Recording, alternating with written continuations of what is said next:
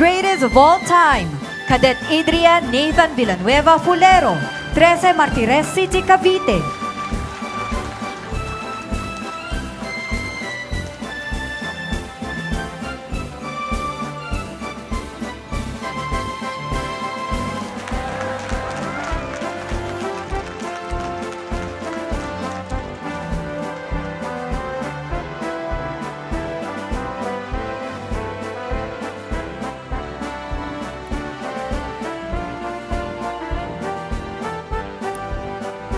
Thank you, Mr. President.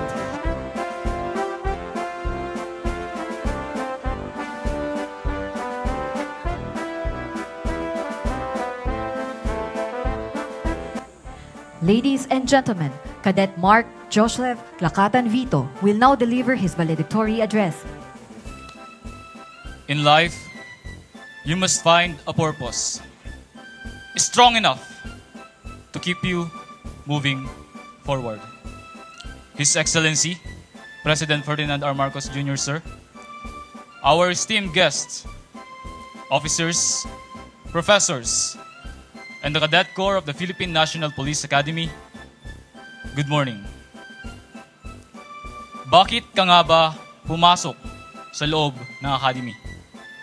It's a question we have all asked ourselves. Alam mong mahirap. Alam mong masasaktan ka. Alam mong susubukin ka. Pero nagpatuloy ka pa rin. Some of us came here for our families. Some for a lifelong dream. Others to prove their worth. But above all, we came to serve. Para magserbisyo. Dahil kailangan ako ng bayan ko. And that reason was enough to endure the challenges, the silent cries, and the countless moments we nearly gave up. Because whenever we felt weak, we remembered who we are doing this for. Para kay nanay, para kay tatay, para sa bawat Pilipinong naghahanap ng hustisya at nananalig na may pulis na handang umagapay. At heto tayo ngayon, taas noo, dahil kinaya natin, nalampasan natin. Years ago, I was chasing a different dream. I applied for a scholarship in Manila and failed. Financially struggling, I ran errands for my classmates just to survive. And on my birthday, I was forced out of my apartment. Walang-wala ako. Walang malapitan. I whispered, Lord, bakit naman ganito? And in that darkness, He showed me a single light. A PNPA advertisement. I applied. I failed. But I didn't stop. And now, I stand before you, not as someone lucky, but as someone who refused to stay down. Someone who got up and fought for a spot in today's ceremony. And I know many of you have stories even harder than mine. Stories no one else sees, which molded and shaped the strength that you carry now. So if you're listening, laban lang. You are stronger than your sorrows, braver than your doubts. Kung sarado ang pinto, may bintanang magbubukas. Just don't stop knocking. To our Almighty God, thank you for leading us when we couldn't find a way. To the Philippine National Police Academy, salamat for molding us. We will carry the virtues of justice, integrity, and service wherever we go. To His Excellency, President Ferdinand R. Marcos Jr., sir, thank you for your trust and for this opportunity. We will serve with dignity and dedication para sa bagong Pilipinas. To our families, especially to my Nanay Arlene and Tate Edwin, please stand to be recognized.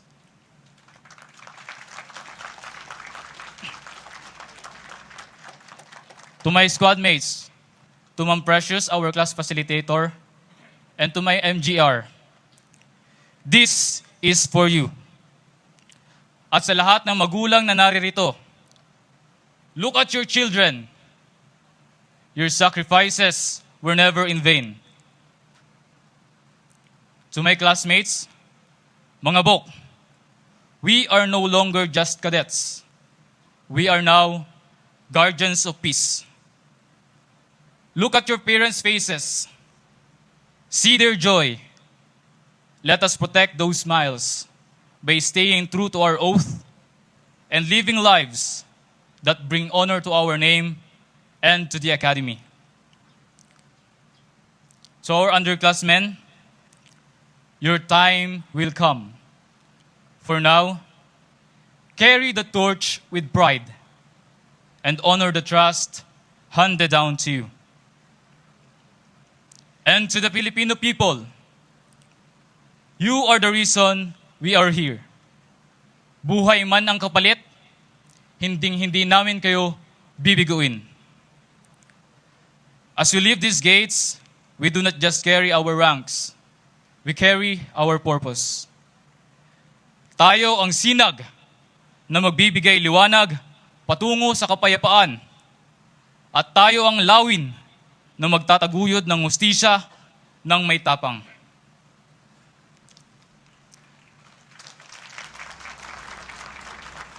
Tayo ang Sinaglawin Class of 2025 para sa bagong Pilipinas.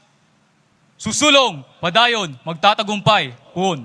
Maraming salamat po at mabuhay tayong lahat. By virtue of the power vested in me as Secretary of the Department of Interior and Local Government, I hereby announce the appointment of the 206 members of the PNPA Sinaglawin Class of 2025 into the Philippine National Police as effective lieutenants in permanent status effective this date. Congratulations. Thank you, sir. Police General Romel Francisco D. Marbil, Chief Philippine National Police, will administer the oath of office of the 206 lieutenants joining the Philippine National Police.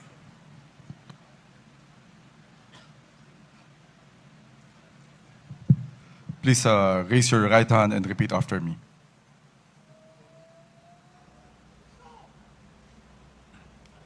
Oath of office. I state your name. Of the Philippine National Police. Have been appointed to the rank of Police Lieutenant. Hereby solemnly swear. That I will faithfully discharge to the best of my ability. The duties of my present position and of all others. That may hereafter hold under the Republic of the Philippines. That I will bear true faith and allegiance to the same.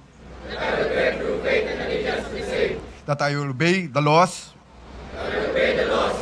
Legal orders. And decrees promulgated by the duly constituted authorities of the Republic of the Philippines.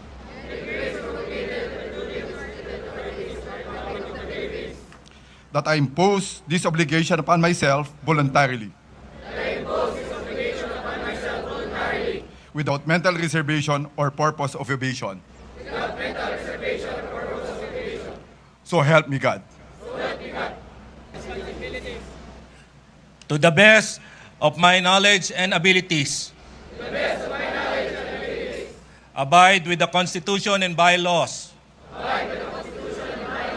Rules and regulation and board resolutions. And fulfill my role with utmost efficiency and integrity. Towards the advancement of the association. With the end in view of attaining service proficiency and professionalism.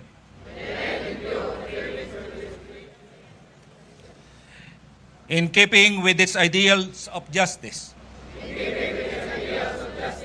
integrity and service, consistent with its mission to serve God, country, people, and flag, without mental reservation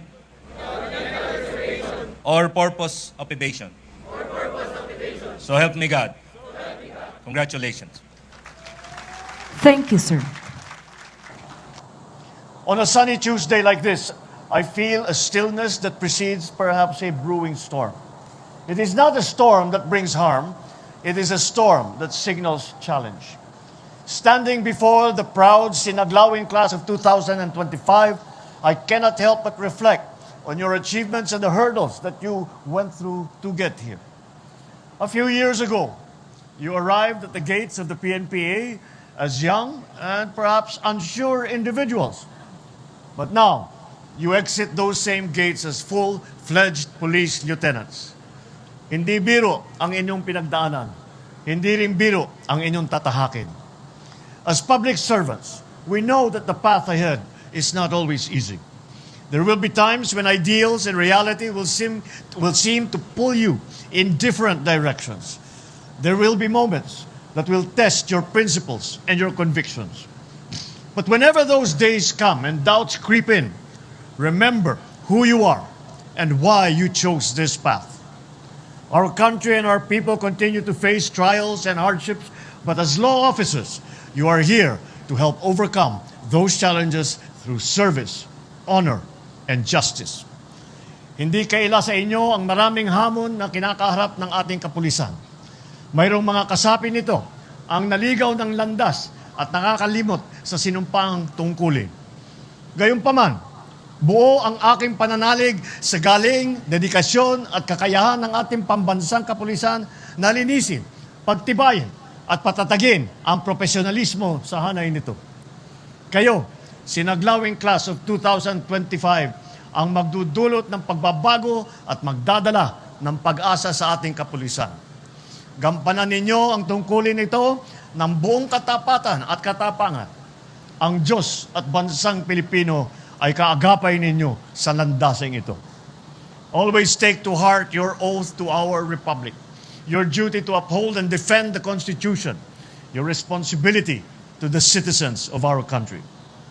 Remember why you are part of this class called Sinaglawin, simbolo at instrumento ng gagabay tungo sa lideratong angkop at wastungo para sa inang bayan.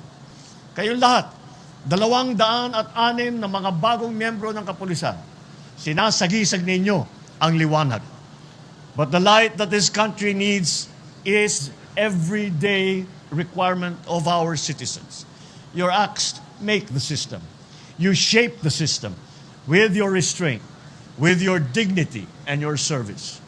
Sa mundo natin ngayon, madalas pinagtatalunan ang katotohanan at madaling maligaw ang katapatan.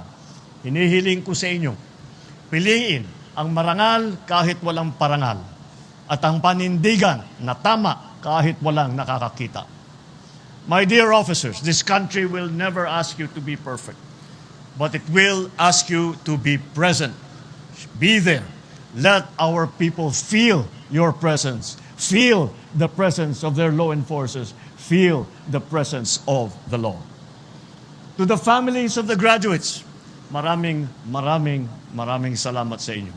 You have raised these men and women with love and with patience, and now you share them with our country. Hindi matatawaran ang sakripisyo ninyo. To the mentors, the trainers, and commanders of the academy, thank you for shaping them as dutiful officers and, more importantly, as citizens of conscience. So, to the Sinaglawin class of 2025, this is your chance to make a difference. Your coming this far tells me, and the entire Filipino nation, that you are ready and that you are prepared. Congratulations to all of you. Maraming salamat. Mabuhay ang Sinaglawin class of 2025. Mabuhay ang PNPA. Mabuhay ang bagong Pilipinas.